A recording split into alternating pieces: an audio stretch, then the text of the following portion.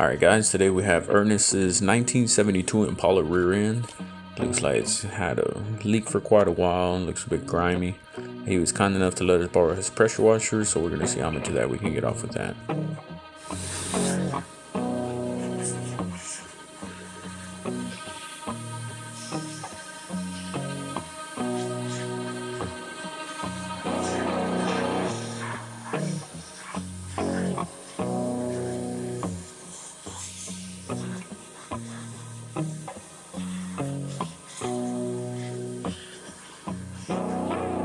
Alright, so as you can see, the pressure washer got most of it, but some of this grime was just too embedded. We had to use the wire brush to get most of it out, but it leaves a way better surface for the paint to stick. We're running 373 gears, changing out all of the bearings in the rear end, running a Yukon locker, so everything on the inside will be new. This is all of the old stuff. The only thing we'll use from here are the shims to start off with, and if we got a good contact pattern and a good backlash, that's what we'll run. It was about time to change all of this stuff out.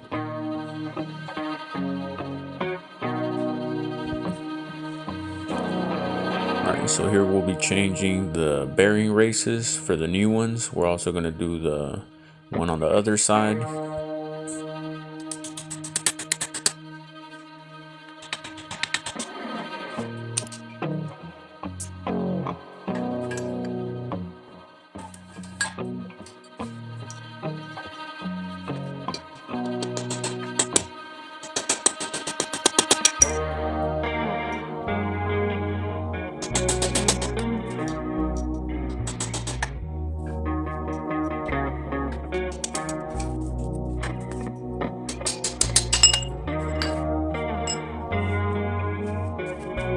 Alright, so here are the old races, and we're going to be swapping those out for new ones.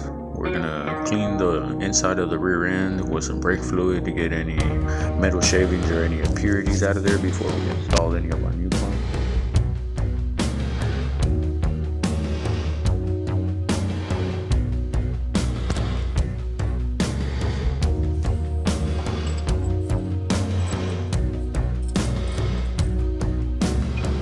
We're starting off with the same measurement of shims as the stock gears to start off with to test.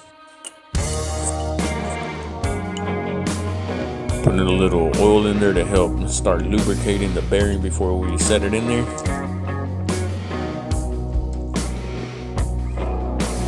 Okay, at this point we are putting our carrier bearings in, and this will be the last step before we start shimming for our pattern and backlash.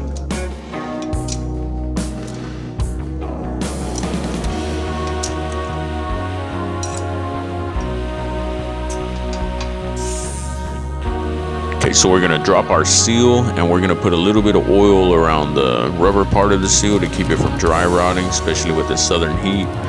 A good buddy of mine, Brady Vermeer, showed me the best way to keep a rear end from leaking is to apply a even layer on both the pumpkin and on the cover, and wait about 10 minutes till it gets tacky, and then put it all together. I've never had a leak since then, thank God. Shout out Brady.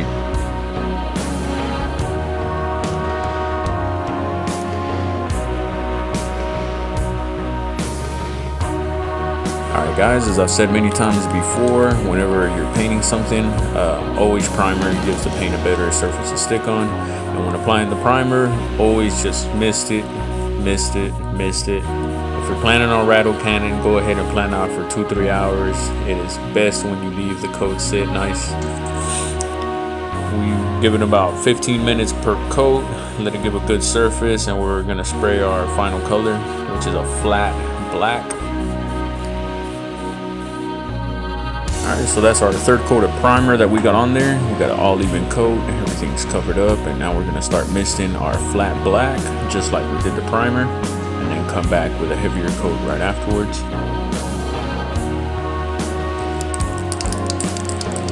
So this is our second coat of flat black. This is where you can really see the prep, because it makes the paint just look really good the way it lays down on the middle.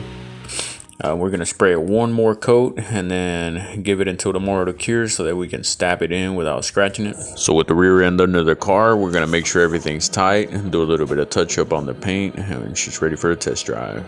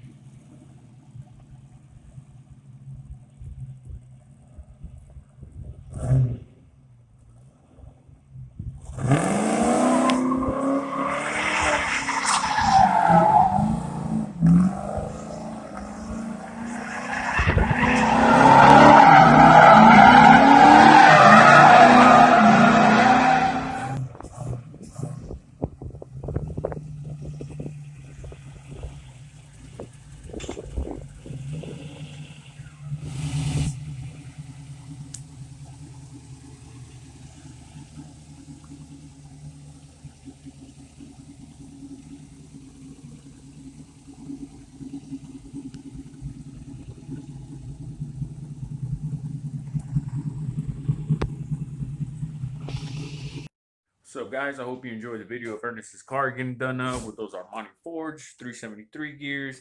We got Aunt Jemima on deck. We're going to be giving some away. Go ahead and like, subscribe, and we're going to be posting another video of Antrim Chevelle getting a hot side turbo put on. Stay tuned for that. That thing is sick. Be sure to like, subscribe, and stay tuned for more Chinto's creations.